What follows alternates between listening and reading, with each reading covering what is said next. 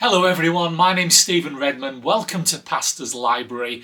This is the channel where we discuss everything to do with Christian theology books and how they might help us, and I try and give you a few pointers on my experience of them from my own library. So today we're going to talk about the new Story of God commentary on the book of Job. This is by Martin Shields. And like the rest of this series, I think in general it's very good. But I want to talk to you a little bit about this as a standalone book and a little bit as a comparison with where we are with the mainstay of Jobian, or Jovian should I say, I'm not sure which, commentaries. So the series is still being put together. There are quite a lot of them now. I've got a pretty full shelf of them, but these are big picture commentaries.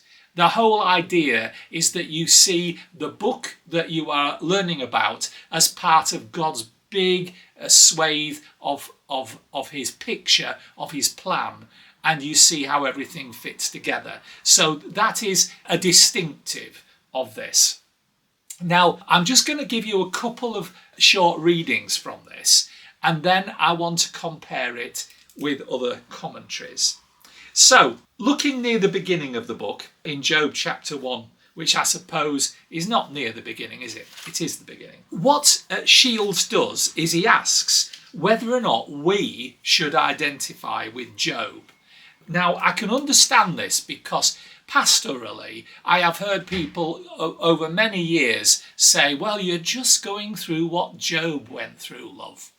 And, really, realistically, Shields is asking, is that really true? And he's very clear in this, which I think is more than helpful. He says the first thing to note is that in some important respects, we are not like Job. Job is singled out by the narrator and by God as being the greatest man among all the people of the East. He was blameless and upright, feared God and turned away from evil. He was exceptional and unlike anyone in his generation. Job was confident that he had not done anything to warrant the trouble that fell on him. None of us can truly make that claim. None of us are likely to be singled out by God as unparalleled examples of godliness. Now, I think that is made very clear to us by the author, that we are not another Job in a corner waiting for this to happen to us. And so we shouldn't overestimate what happens to Job and say, this is what is happening to me as well. And also, Shields says, we cannot simply view our personal suffering as the inevitable outworking of some personal sin. It may be that it is, but it may also be that it isn't. And I think Shields is by no means belittling the overall theme of the book, which to me has always been shooting down the theory of punitive retribution. So I liked that very much. I felt that he offered us something that was really worth considering. I think towards the end of the book, he talks about how Job gets double the number of livestock, but he didn't get double the number of sons. And that is, of course, relative to the fact that you can't replace sons and daughters, but you can replace cattle. And I think that whatever Job's rejoicing at the way things turned in his favour, I don't think he ever forgot the sons and daughters that had died.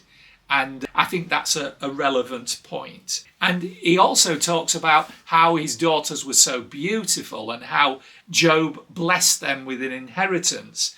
And I like the way he uses the phrase, Job was no Scrooge. As we carry on with this idea, he says, is Job a book that leaves us with an unhappy ending or a happy ending? And does the happy ending contradict the journey that the book has brought us on? And he says this, he says, it leaves us with a happy ending and the fear of Yahweh. These two things go hand in hand. The fear of Yahweh drives us to know who God is, and ultimately that points us to Jesus, who is the full revelation of God. I think that is a worthwhile consideration. Now, in the conclusion, he has these words for us, which I think are worthwhile. Job was satisfied with the non-answer he got from God, which is how Shields describes God's answer to him. For rather than providing a specific answer to Job's unique individual situation, the words God spoke, or more specifically, the questions God asked, teach a point that is relevant not just to Job, but to us all. Not only did God remind Job that he had a very limited understanding of the universe, but he also expanded Job's appreciation of just how limited his perspective was and how little he really grasped of the complexities of all creation. And I do feel that Martin Shields has a lot to offer in this book. I feel he has a lot of insight, and I think that this really is engineered to fit into the great plan of salvation that we read of in the Bible. And I think Shields meshes this in very well indeed. So I think it's a good one. I notice we get praise for this book from George Athas, who's Director of Research at Moore Theological College. And he says this is faithful, fresh and fearless. And for a 2025 commentary, I think this is both good value and accessible. Without question, it's accessible. But I think further than that, it goes on to be good value too. So that's the book I want us to talk about today. I just thought I ought to compare it for you with some of the other key commentaries that I have in my library. The one that maybe most people think of about Job is John Hartley's Nikot commentary. And this is, in some ways, the closest to Martin Shields, in that this is, without question, a book which is academic, but not overly technical. It is very pastoral. And I think both Shields and Hartley are great choices for the pastor or the person reading to study for sharing the word with the church, and particularly for those that are not absolutely committed to academic research. I do think John Hartley was a huge blessing to me when I first started pastoring, and I think this book is a brilliant one. I would still choose it above Martin Shields, but Martin Shields offers a lot and is worth considering. The other two books that I generally would compare Shields with would be C.L. Sow's Job 121 from the Illumination series is outstanding. It is incredibly rich and deep. This is only the first 21 chapters, and this is quite remarkable, 971 pages. I'll be interested to see when the other half comes out, whether that's another 971 pages.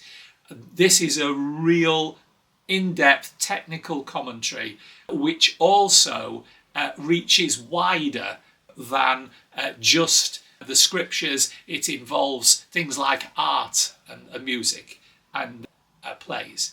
So this is a classic piece of work. Historically, I have tended to use David Klein's work more, which is 3 volumes. So don't be put off by this being 2. Klein's is 3, and that's the Word Biblical Commentary. This is Job 1 to 20. And I would say to you that these two are more technical than Hartley is, and Hartley is slightly more academic than Shields. Whereas Shields and Hartley are perhaps more designed for a pastor, someone who is just looking to build up teaching for Sunday sermons. Klein's and Sow much more aimed at the technical person, the person who is really wanting to go very deep.